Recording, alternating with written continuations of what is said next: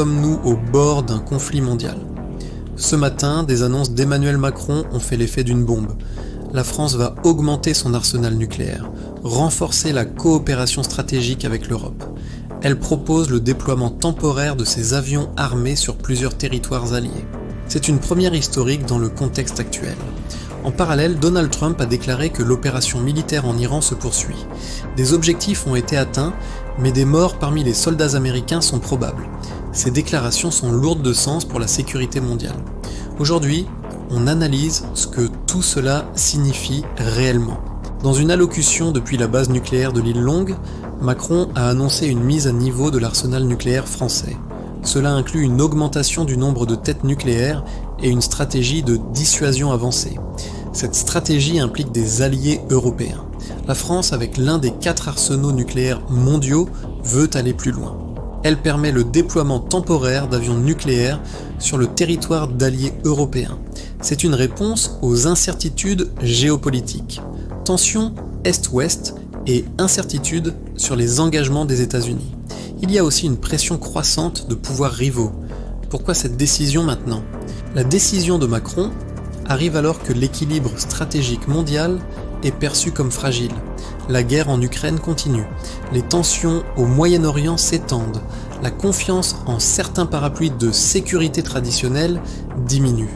Certains alliés européens pensent que leur sécurité ne peut plus reposer sur une seule puissance dominante. Ceci explique une coopération accrue, comme un groupe de pilotage nucléaire franco-allemand qui se met en place.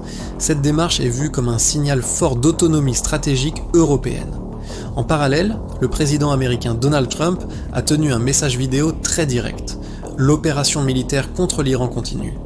48 dirigeants iraniens ont été tués. 3 soldats américains ont perdu la vie et plusieurs sont blessés.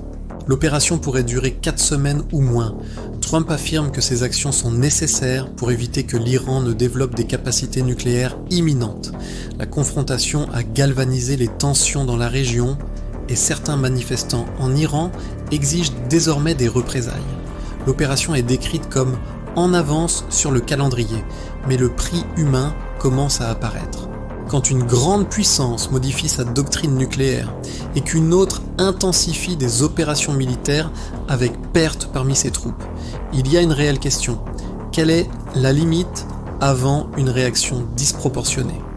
Les scénarios de risque incluent une réaction régionale coordonnée de l'Iran. On peut aussi voir une implication de puissances alliées, une crise énergétique et économique mondiale et des pressions nucléaires accrues en Europe. Il y a un risque d'escalade accidentelle. La probabilité d'un conflit mondial n'est pas nulle, mais elle dépend de nombreux facteurs diplomatiques invisibles. Ces annonces ne sont pas que militaires. Elles ont des conséquences lourdes, marché financier instable, prix du pétrole sous pression. On voit des réactions politiques dans les pays non alignés et un renforcement des alliances militaires. Les investisseurs surveillent désormais non seulement les rapports économiques, mais les discours stratégiques. Alors, sommes-nous au bord d'une 3e guerre mondiale ? Ces déclarations sont historiques. Elles renforcent l'idée que le monde entre dans une phase de multipolarité stratégique lourde. Mais une guerre mondiale ne commence pas seulement par des discours. Elle dépend des réactions, des alliances, du dialogue diplomatique. Ce qui est certain, le climat mondial change, et ce changement pourrait avoir des effets durables sur la sécurité, l'économie et notre vie quotidienne. Dis-moi dans les commentaires, est-ce que Macron protège l'Europe ou est-ce que le monde entre dans une nouvelle ère de tension ?